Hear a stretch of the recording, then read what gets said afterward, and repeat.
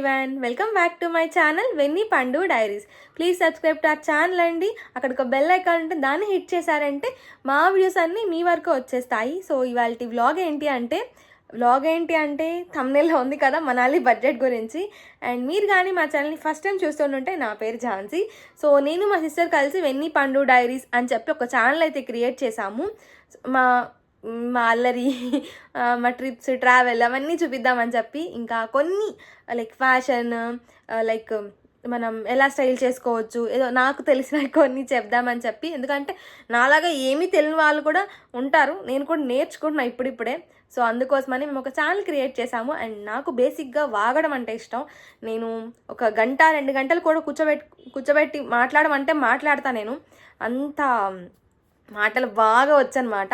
So ఒక 2-3 hours అయినా ఒక మనిషిని కూర్చోబెట్టి మాట్లాడమంటే పక్కగా నేను వాళ్ళకు అస్సలు బోర్ కొట్టకుండా ఎంటర్టైన్ చేస్తాను. సో అందుకనే ఒక ఛానల్ పెట్టుకొని మరీ మాట్లాడుతున్నాను ఇప్పుడైతే నేను. సో మనం అయితే ఇప్పుడు వీడియోలోకి వెళ్ళిపోదాం. సో వీడియో ఏంటి అంటే మనాలి బడ్జెట్. సో రాసుకున్నాను నేను ఆల్రెడీ, మాకు ఎంత బడ్జెట్ అయింది. మేమైతే లాస్ట్ ఇయర్ వెళ్ళాము. ఫర్ షూర్ లాస్ట్ ఇయర్కి చాలా తేడాలు ఉంటాయి. మేబీ ఒక 5,000 to 10,000 ఎక్స్ట్రా కూడా ఉండొచ్చు. ఎందుకంటే రీసెంట్గా మా ఫ్రెండ్ వాళ్ళు కూడా వెళ్ళారు, వాళ్ళకు కూడా ఇంచుమించు అంత అయింది బడ్జెట్. కొంచెం అటు ఇటుగా అయింది. అంటే నాకు ఆ స్నో చూస్తే చాలా మంచిగా అనిపిస్తుంది. ఎందుకంటే మన ఇండియన్స్కి ఆ స్నో చూడడానికి ఉన్న ఏకైక ప్లేసెస్లో ఒకటి మనాలి, కాశ్మీర్, ఇలా చాలా ప్లేసెస్ ఉంటాయి. బట్ మాకైతే మనాలి నచ్చింది. మేము మ్యారేజ్ అయిన 1 yearకి వెళ్ళాము. 1 yearకి ఇంకా 3 months అవుతుంది. మేము లాస్ట్ ఇయర్ ఏప్రిల్లో పెళ్లి చేసుకున్నాం అనమాట. సో డిసెంబర్లో మనాలి వెళ్ళాలని ఫిక్స్ అయ్యాము. అప్పుడు వెళ్దాం అనుకున్నాం, కానీ స్నో అంతగా ఉండదని చెప్పారు. ఇంకా సరే సీజన్ స్టార్ట్ అయినప్పుడు వెళ్దాము, స్టార్టింగ్లో వెళ్తే మనకు కూడా స్నో ఎక్స్పీరియన్స్ చేయొచ్చు కదా అని చెప్పి అనుకున్నాము. ఇంకా అందుకని మేము అలా ప్లాన్ చేసుకున్నాం. మేము ఎవ్రీథింగ్ 2 months ముందే బుక్ చేసుకోవడము, ప్లాన్ చేసుకోవడం వల్ల మాకు కొన్ని థింగ్స్ అనేవి ఈజీ అయ్యాయి. మేబీ అది మీకు కూడా హెల్ప్ అవ్వచ్చు. ఎప్పుడైనా ట్రిప్ ప్లాన్ చేసుకోవాలి అంటే ఇవాళ ప్లాన్ చేసుకొని రేపు వెళ్ళిపోతే అసలు బడ్జెట్ ఉండదు, ఏముండదు. ఒక 2 months ముందే ప్రయర్గా ప్లాన్ చేసుకొని దానికోసం సేవింగ్ చేసుకున్నామంటే మనం ట్రిప్ని కూడా మంచిగా ఎంజాయ్ చేయగలుగుతాం. ఎందుకంటే బయట ఎక్కడికైనా వెళ్ళామంటే ఖచ్చితంగా డబ్బులు కావాల్సిందే, డబ్బులు లేకుండా ఏది నడవదు ప్రజెంట్ అయితే. సో అదనమాట. ఫస్ట్ అయితే మేము చాలా ట్రావెల్స్ ట్రిప్ సైట్స్ చూసాము.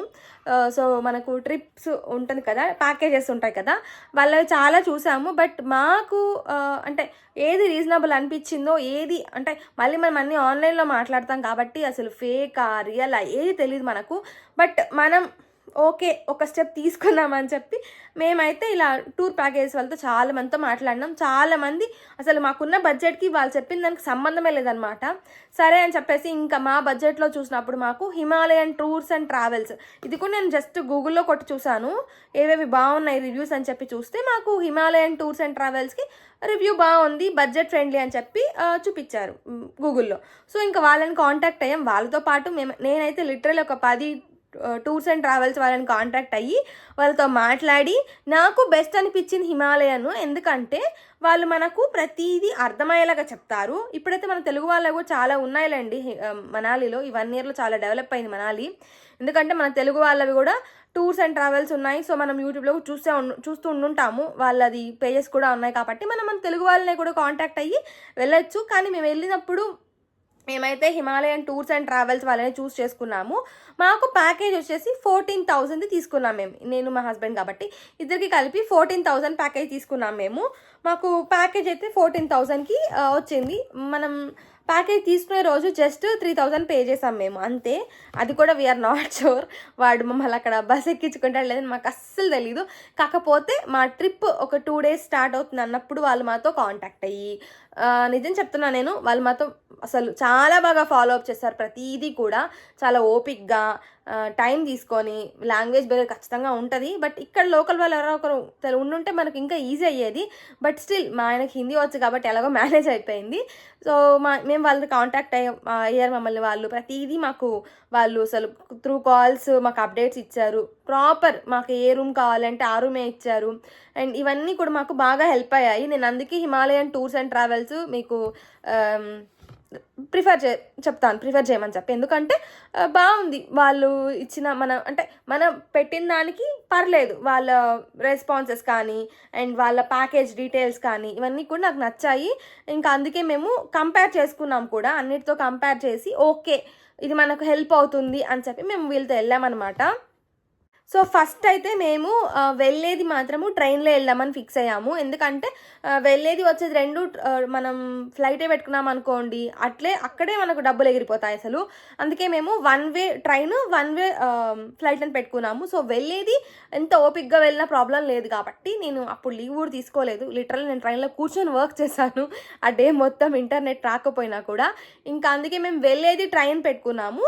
రిటర్న్ ఎంత త్వరగా ఇంటికి వచ్చేస్తే అంత మంచిగా ఉంటుందనే ఫీలింగ్లో ఉంటాం కాబట్టి రిటర్న్ మేము ఫ్లైట్ బుక్ చేసుకున్నాము. ఫ్లైట్ కూడా మేము 2 months ఈ టూర్ ప్యాకేజ్ ఎప్పుడు ఫిక్స్ అయ్యామో వాళ్ళకి మనీ పే చేసామో అప్పుడే మేము ఫ్లైట్ కూడా బుక్ చేసుకున్నాము.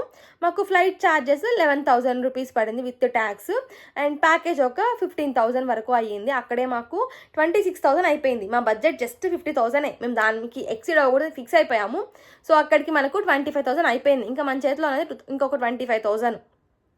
సో ఇప్పుడు మనకు ఢిల్లీ వరకు వెళ్తాము. ఢిల్లీలో మనకు వాళ్ళు ఈవినింగ్ పిక్ చేసుకుంటారనమాట. మనల్ని వోల్వో బస్సు ఎక్కడ ఉంటుందో వాళ్ళు మనకు అడ్రస్ షేర్ చేస్తారు, ఆ డ్రైవర్ నెంబర్ కూడా ఇస్తారు.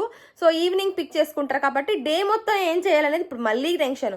ఇప్పుడు మీ ఫ్లైట్లో ఎలా వెళ్ళినా ఆ టైంకి వెళ్ళాం మనం కదా, ముందే వెళ్తాం. సో మేమేం ప్లాన్ చేస్తున్నామంటే ఎలాగో 1 day మొత్తం ట్రైన్లో వెళ్ళిపోయిద్ది. మార్నింగ్ ఇక్కడ మేము 6 o'clock ఎక్కాము నాంపల్లిలో, ఐ థింక్ నాంపల్లి అనుకుంటా, హైదరాబాద్ డెక్కన్. సో 6 o'clock ఎక్కితే నెక్స్ట్ డే 9 o'clock మేము ఢిల్లీలో దిగామన్నమాట.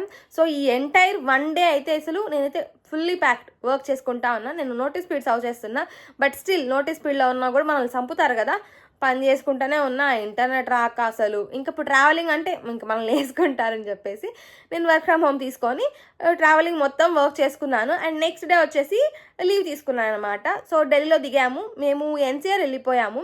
ఎన్సీఆర్ వచ్చి ఢిల్లీకి ఎన్సీఆర్కి మధ్యలో మా ఫ్రెండ్ వాళ్ళు ఉంటారు ఎన్సీఆర్లో. మనకు అదైతే ఈజీ అవుతుందని చెప్పేసి మేము మా ఫ్రెండ్ వాళ్ళ ఇంటికి వెళ్ళిపోయాము. డైరెక్ట్గా అక్కడ నుంచి క్యాబ్ బుక్ చేసుకొని రైల్వే స్టేషన్ నుంచి మేము ఢిల్లీ కంటే ముందు స్టాప్లో దిగేసాము. ఎందుకంటే ఢిల్లీలో దిగితే మళ్ళీ ట్రాఫిక్ ఉంటుంది. అందుకే మేము ఢిల్లీ కంటే ఒక స్టాప్ ముందు దిగేసి అక్కడి నుంచి మా ఫ్రెండ్ వాళ్ళ ఎన్సీఆర్ ఉంటారు కాబట్టి అక్కడ మన తెలుగు కమ్యూనిటీ వాళ్ళు చాలా ఎక్కువ ఉంటారు, తెలుగు అంటే సౌత్ ఇండియన్స్ ఎక్కువ ఉంటారంట అక్కడ. సో అక్కడికైతే వెళ్ళిపోయాము మా ఫ్రెండ్ వాళ్ళ ఇంట్లో. ఇంకా ఫ్రెష్ అప్ అయిపోయి ఇంకా డే మొత్తం ఏం చేస్తాం చెప్పండి, చేయడానికి ఏం లేదు కాబట్టి మేమేమనుకున్నామంటే సరోజినీ మార్కెట్కి వెళ్దామని చెప్పి. ఎందుకంటే వింటర్ వేరు మేము తెచ్చుకున్న జాకెట్స్ అస్సలు చలి భరించట్లేదు అనమాట. ఇంకా మనాలిలో ఇంకా భయంకరంగా ఉంటుంది కదా, సో కొంచెం బాగా గట్టిగా ఉన్న జాకెట్స్ తీసుకుందామని చెప్పేసి మేము ఆన్లైన్లో చూసాం. కానీ చాలా కాస్ట్ ఉంది, 1 timeకి అంత పెట్టడం నాకు ఎందుకో రీజనబుల్ అనిపించలేదు. సో మేము ఏం చేసామంటే సరే సరోజినీ మార్కెట్లో షాప్ చేద్దామని చెప్పి చాలా తక్కువ ఇక్కడ లగేజ్ తీసుకెళ్ళాము మేము. ఇంకా అక్కడ షాప్ చేసుకున్నాము. కాకపోతే నేను ఏం చెప్తానంటే ఇక్కడ నుంచి మోసుకెళ్ళడం కంటే ఆ సరోజినీ మార్కెట్లో కొనుక్కోవడం బెస్ట్ అనిపించింది నాకు. అండ్ మీరు ఫ్లైట్లో వెళ్ళేట్టుగా అంటే ఖచ్చితంగా హస్బెండ్ అండ్ వైఫ్కి ఇద్దరికి లగేజ్ రిస్ట్రిక్షన్ ఉంటుంది కాబట్టి 15 kgs వరకు హాయిగా తీసుకెళ్ళచ్చు.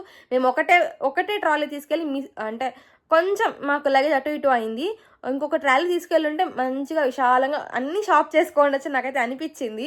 నేనైతే సరోజినీ మార్కెట్లో పెద్దగా ఏం షాప్ చేయలేదు, ఓన్లీ నా కజిన్స్కి కొన్ని గిఫ్ట్స్ తీసుకున్నాను, వెన్నీకి గిఫ్ట్ తీసుకున్నాను అంతే.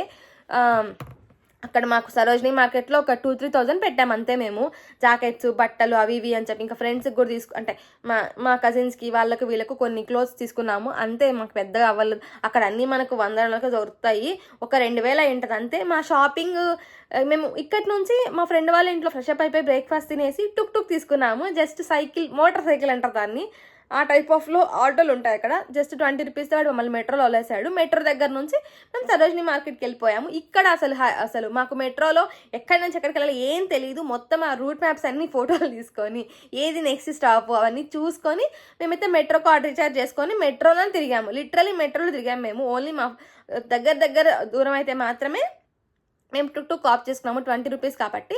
మిగతా మొత్తం కూడా మేము మెట్రోలో తిరిగాము. అసలు మెట్రోలో తిరగడం అనేది ది బెస్ట్ పని మేము చేయడం. ఎందుకంటే మనం క్యాబ్లో ఆఫ్ చేసుకోవాలంటే అసలు ఆ ట్రాఫిక్ అసలు అయినట్లే.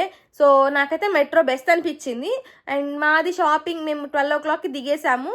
12 నుంచి 2 వరకు చేసాం షాపింగ్. మహా అయితే 2-3 అవర్సే కదండి. మన షాపింగ్ లేదు కదా, మా హస్బెండ్ కొనుక్కున్నారు అండ్ నేను నా కజిన్స్కి కొన్ని తీసుకున్నాను తప్ప ఇంకా షాపింగ్ లేదు కదా. సో పెద్దగా మాకు టైం అవ్వలేదు, ఒక 2 అవర్సే అయ్యింది. ఇంకా మళ్ళీ మెట్రో అక్కడే మన సరోజిని మార్కెట్ దగ్గర మెట్రో ఉంటుంది, అక్కడే నేను స్నాక్స్ తీసుకున్నాము. లంచ్ తినలేదు కాబట్టి బ్రేక్ఫాస్టే తినేది మేము. ఇంకా లంచ్ కోసము అక్కడ మనకు బర్గర్లు అవి దొరుకుతాయి, 99 రూపీస్ బర్గర్, జేకే బర్గర్ అని చెప్పి చాలా బాగుంటుంది. ఆ మెట్రోలో ఎవరైనా వెళ్తే ట్రై చేయండి. ప్రతి మెట్రోలోనూ మనకు ఉంటుంది జేకే బర్గర్ అని చెప్పి, వెజ్ అనమాట అది. ఐస్ క్రీమ్ అస్సలు బాగోదు, ట్రై చేయొద్దండి. బర్గర్ మాత్రం బాగుంటుంది. ఇంకా తినేసి ఇంకేం చేస్తాం, ఇంకా చైనీకి ఏం లేదు కాబట్టి మేమేమనుకున్నామంటే ఇండియా గేట్ చూద్దాము. ఇండియా గేట్ అదే మనకు అంటే దగ్గర ఉంటుంది, మెట్రోనే కదా అని చెప్పేసి మేము ఇండియా గేట్కి వెళ్ళిపోయాము. ఎగ్జాక్ట్గా మేము 3 o'clockకి ఇండియా గేట్ దగ్గరికి వెళ్ళిపోయాము. ఒక 4 o'clock వరకు అక్కడ టైం స్పెండ్ చేసామన్నమాట. ఒక 1 hour ఫోటోలు తీసుకోవడాలు, ఆ చుట్టూ తిరగడాలు ఇవన్నీ చేసాం 1 hour. And then back to మా ఫ్రెండ్ వాళ్ళ ఇల్లు ఎన్సీఆర్.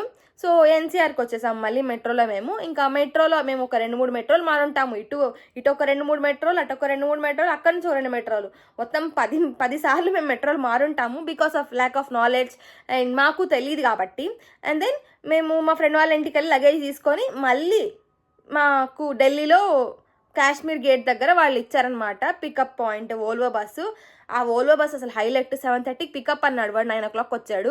కానీ మా కోసం వెయిట్ చేయరని మేము మెట్రోలో అయినప్పుడు వాడు అస్సలు వెయిట్ చేయలేదు. కాకపోతే మాకు ఇచ్చిన లొకేషన్కి వాడే లేట్ వచ్చాడనమాట. సో వాడితో ఫాలో అప్ చేయడమే మాకు చాలా పెద్ద తలకనొప్పి అయ్యింది. మెట్రోలో పరిగెత్తరాలు, అబ్బో లిటరల్లీ అసలు మా శ్రవణ్ ఆ టైంకి ఉండాలనుకుంటాడు, నేను ఒక అర్ధగంట ముందే ఉండాలనుకుంటాను. ఎందుకంటే ఆ అర్ధగంట ముందు ఉండడం అనేది చాలా ఇంపార్టెంట్. ఎందుకంటే ట్రాఫిక్ ఉంటుంది, ఎక్కడ చిక్కుకుంటాం ఏం తెలియదు. అసలు రష్ అయిపోయింది మాకు లాస్ట్ హాఫ్ అన్ అవర్. అసలు నాకైతే అసలు ఎందుకు వచ్చామా అనిపించింది, అంత రష్ చేసాం అసలు మేము. అండ్ వోల్వో డ్రైవర్ కూడా చాలా హతాయిచ్చాడు. బట్ స్టిల్ మేము ఫైనల్గా ఓల్వో దగ్గరికి వెళ్ళిపోయాము. ఇంకా ఓల్వో దగ్గరికి వెళ్ళిపోయాక శ్రవణ్ బస్ ఎదుగుతూ ముందుకు వెళ్ళిపోయాడు, నేనేమో వెనకెత్తుకుంటాను శ్రవణ్ ఎక్కడున్నాడని చెప్పి. అంటే అక్కడ మోమోస్ కనిపించాయిలేండి, నాకు కొనిచ్చాడు శ్రవణ్. తింటూ అక్కడే నిల్చున్నా, శ్రవణ్ నేను చూసొస్తానని చెప్పి శ్రవణ్ వెళ్ళిపోయాడు. ఒక అర్ధగంట అయినా శ్రవణ్ రాలేదు. ఐ వాజ్ లైక్ కాల్ చేస్తుంటే ఎక్కడున్నా అంటాడు, నాకు అర్థం కాలేదు. వెనక్కి రాలేకపోతున్నాడు, మళ్ళీ నేను ముందుకు వెళ్ళాను, తను వెనక్కి వచ్చాడు. అక్కడ చాలా పెద్ద హైరామ్ అయింది. సో అవన్నీ చేయకండి, ఒక అర్ధగంట ముందే వెళ్ళండి, ఏమీ కాదు. అర్ధగంట ముందెళ్ళి మన బస్ లేట్ వచ్చినా ప్రాబ్లం లేదు, అక్కడ ఒక దగ్గరే ఉండండి. ఎందుకంటే మనకి మిస్ అయిపోయే ఛాన్సెస్ చాలా ఎక్కువ ఉంటుంది కాబట్టి. అండ్ అక్కడ కూడా మన తెలుగు వాళ్ళు ఉంటారు ఆ బస్సుల దగ్గర కూడా, నేను చాలా మందిని చూశాను. It's okay. అండ్ కానీ ఒక దగ్గర జాగ్రత్తగా ఉండండి లగేజ్ పెట్టుకొని, ఎందుకంటే సేఫ్టీ ఇంపార్టెంట్ కాబట్టి. మీ వాళ్ళని వదిలేసి ఎక్కడికి వెళ్ళకండి. మనం అనుకుంటాము బయట వెళ్ళినప్పుడు ఏముంది ఫోన్లు ఉన్నాయి కదా తప్పిపోయినా అనేసి, కానీ బయట అస్సలు బాగాలేదు కాబట్టి. సో కొంచెం జాగ్రత్తగా ఉండండి. అండ్ ఆ తర్వాత మా ఓలో బస్ 9 o'clock వచ్చింది. అండ్ అక్కడ నుంచి మేము స్టార్ట్ అయ్యాము. ఓలో బస్లో మనకు మొత్తం క్లోజ్డే ఉంటుంది, బికాస్ బయట స్నో ఉంటుంది కదా, ఆ చలి లోపలికి రాకుండా మనకు క్లోజ్డే ఉంటుంది కాబట్టి. ఓలో బస్ నాకు బస్ జర్నీ అస్సలు నచ్చదు. బట్ అట్లాంటిది ఆ ఓలో బస్లో నాకు ఏమంత వామిటింగ్ సెన్సేషన్ అంతే, ఎందుకంటే తిని పడుకున్నాం, మంచిగా పడుకున్నాం, నైట్ జర్నీ కాబట్టి మాకు అంత అనిపించలేదు. అండ్ వాడు ఒక 1.5 hourకేమో చండీగఢ్ ఎక్కడో, నాకు ప్లేస్ గుర్తులేదు, అదే ఆ ఏరియా గుర్తులేదు, మళ్ళీ నేను ఏదో రాంగ్ చెప్తాను, రామాయణం అయిపోతుంది. సో మేము ఒక 2 hours దాటాక ఒక పంజాబీ దాబా దగ్గర ఆపాడు. ఇంకా అక్కడ మంచిగా బటర్ నాన్స్ అవి ఇవి తిన్నాము. ఇంకా ఫుల్ అయిపోయింది, ఎందుకంటే డే మొత్తం మేము తినలే కదా. మార్నింగ్ తిన్న దోశలే, మధ్యలో ఒక స్నాక్ తిన్నాం, కానీ అది సఫిషియెంట్ అనిపించలేదు నాకు. అండ్ దెన్ పడుకున్నాం మంచిగా మేము. మళ్ళీ మనం మనాలి కొండకి క్లైమ్ చేస్తాం కదా, అక్కడికి వెళ్ళాక లేచాను నేనైతే, మంచిగా పడుకున్నాను. చలికి దానికి అస్సలు మనకు నిద్ర పట్టినట్టు అనిపిస్తుంది, కానీ మంచిగా పడుకోవచ్చు, లోపల వెచ్చగా ఉంటుంది మనకు ఓలో బస్ లోపల. అండ్ దెన్ మనాలికి క్లైమ్ చేసే ముందు అక్కడ ఒక టీ స్టాల్ దగ్గర ఆపారు మాకు, కొండ ఎక్కే ముందు. ఇంకా అక్కడ టీ తాగేసి ఒక 2 o'clock అలా ఆపాడు. అండ్ దెన్ మళ్ళీ స్టార్టెడ్ 5:30-6 అంతా మేము మనాలి రీచ్ అయిపోయాము. యాక్చువల్గా 9 o'clockకి రీచ్ అవ్వాల్సిందంట ఆ బస్సు, ఓలో బస్సు. వాడెందుకో మమ్మల్ని 5:30కి చీకట్లే అందుకొని పడేసాడు అక్కడ. అండ్ మేమైతే వాళ్ళు మాకు చెప్పారు టైమింగ్, ఎందుకంటే 2 o'clockకి టీకి దిగినప్పుడే మాకు డ్రైవర్ టైమింగ్ చెప్పాడు. సో మేము మళ్ళీ కాల్ చేసాము, అక్కడ మమ్మల్ని పికప్ చేసినానికి కారు ఉంటుందని చెప్పారు ఈ ట్రావెల్స్ వాళ్ళు. సో మేము మళ్ళీ కాల్ చేసి, సో మేము త్వరగా రీచ్ అయిపోవడం వల్ల మాకు 9 o'clock వస్తే మనము చెక్ ఇన్ చేయడానికి 11 o'clockకి వెళ్తాం కాబట్టి సరిపోతుంది టైమింగ్ అని చెప్పి. అలా కదా మామూలుగా చెక్ ఇన్ 11 o'clock కదా ఉంటుంది, 11-12 ఉంటుంది. కాకపోతే ఏమైందంటే ఇంకా మమ్మల్ని ఆ రూమ్ దగ్గర దింపి వాడు వెళ్ళిపోయాడు. అతను వెళ్ళిపోయాడు. ఇంకా మేము ఆ రూమ్ దగ్గర అడిగితే వాడు రూమ్ లేవి ఖాళీ లేదు, మీరు వెయిట్ చేయండి అని చెప్పాడు. ఇంకా సరే అక్కడ ఒక హీటర్ దగ్గర కూర్చొని ఇద్దరము, నేనైతే మళ్ళీ లాగిన్ అయ్యాను, ఎందుకంటే ఆ రోజు లీవ్లో లేను కాబట్టి కొంచెం వర్క్ చేద్దాము, టీమ్స్ కావాలంటే ఫోన్లో వేసుకోవచ్చు కదా అని చెప్పేసి, మీటింగ్స్ ఉన్నప్పుడు జాయిన్ అవ్వచ్చు అని చెప్పి నేను ఇంకా నోటీస్ పీరియడ్లో అంటే పని చేయం కదా యూజువల్గా, కొంచెమన్నా చేద్దామని చెప్పి నేనేం చేశానంటే అక్కడ హీటర్ దగ్గర కూర్చొని కొంచెం లాగిన్ అవుదామని చెప్పి చూస్తుంటే పాపం అతనికి నా మీద జాలేసిందో ఏమో తెలీదు, లేదు ఒక రూమ్ ఇప్పుడే ఖాళీ అయ్యింది వాళ్ళే, అంటే మేము వెళ్ళాకే వాళ్ళు ఖాళీ చేసి వెళ్ళారు. సో ఇంకా మేము అడుగుదాం అనుకునే లోపల తనే వచ్చి వాళ్ళ రూమ్ ఖాళీ ఉంది, అక్కడ ఉండండి మీరు ప్రస్తుతానికి, నేనేం క్లీన్ చేయించట్లేదు ఇప్పుడు, మీ రూమ్ క్లీన్ చేశాక మీరు అక్కడికి మూవ్ అవ్వండి, మీకు ఓకేనా అన్నాడు. ఇంకా బయట చల్లో చావడం కంటే లోపల ఎక్కడో దగ్గర పడుకోవడము కూర్చోవడం బెస్ట్ కదా. సో ఇంకా మేమైతే మంచిగా రూమ్లోకి వెళ్ళిపోయాము. నేను ఒక 2-3 hours వర్క్ చేసుకున్నాను.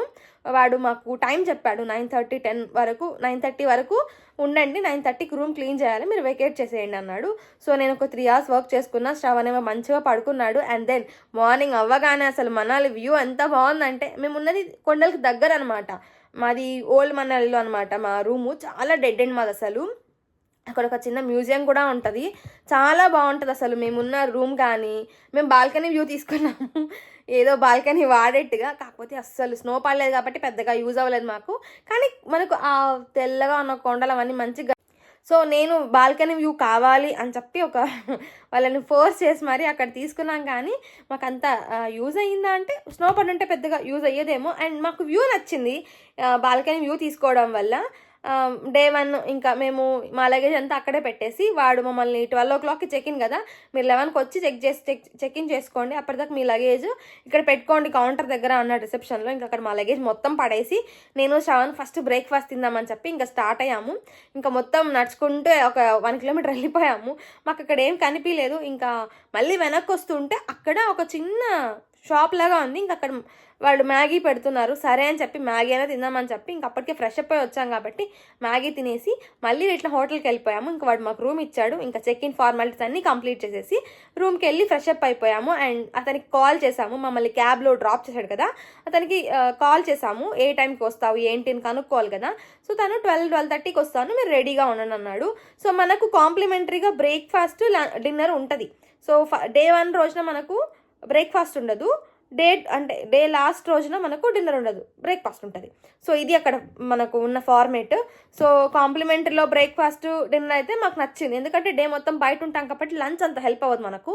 సో ఇంకా ఫ్రెష్ అప్ అయిపోయి మేము డే 1 స్టార్ట్ చేసాం.